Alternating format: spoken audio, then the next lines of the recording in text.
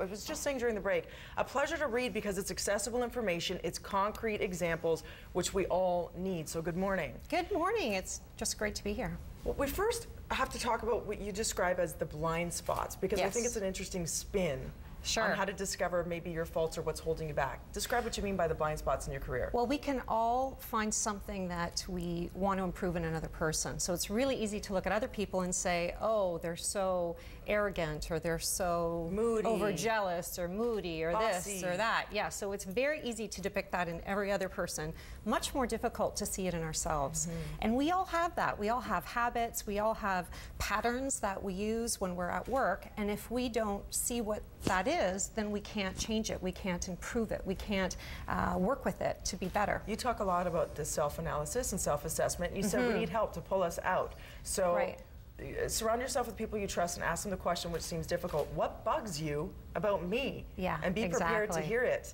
Be prepared to hear it. That's really great. If you're not open-minded about feedback, then you're not going to be willing to absorb it, to take it in, to think about it, to reflect on it, to say, okay, how can this help me? I remember a couple of years ago I had this performance review, and one of the aspects was that some people were intimidated by me.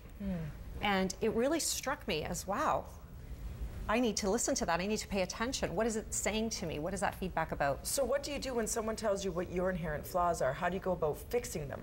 Well, I think the first thing is to try and understand where they come from. Is it based in fear? Usually there's an undertone, so it might be aggression, it might be fear, it might be lack of self-confidence.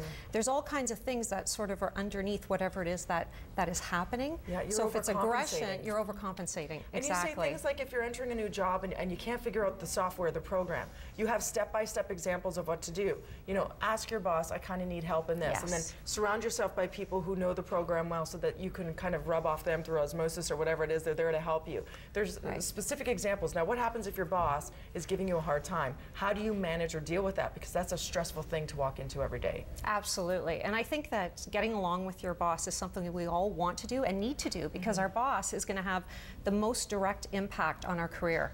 This is a person who's possibly going to give us a reference or not, possibly going to promote us or not, going to mentor us, going to help us advance in our career. So that relationship becomes really critical at any given point in time. And so I would say, you know, the first thing is that we're always going to have personality conflicts. So let's just assume that you might have one with your boss. Have a sense of humor about it. That's a really great way that will help alleviate some of the stress that comes from having a relationship. Minimize your time around them, and you also talk about bigging them up. They want to feel like what they're doing is great, rather than constantly the other way around giving you the affirmation. Right. You want them to be successful. If your boss is successful, you will be successful.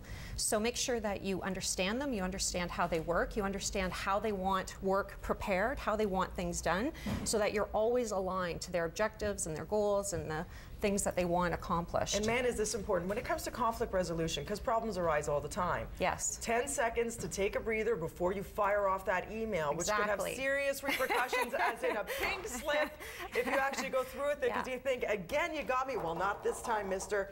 They end up winning. That's right. Right?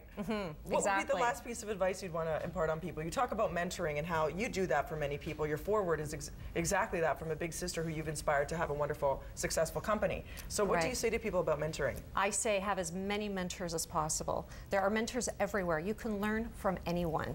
And even one conversation, having a coffee with someone that is in a particular industry or has a particular job or title, you can learn so much. So get as many as you can. And if you're really that miserable in what you do you recommend they just get out of that situation, or do you think anything is manageable?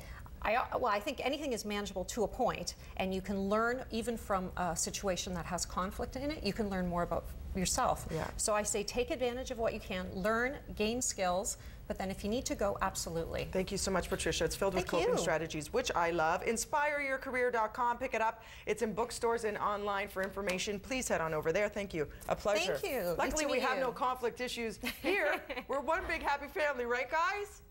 Guys? Crickets? Kev, over to you. Yeah, I guess so. All right, time to check on your traffic and weather right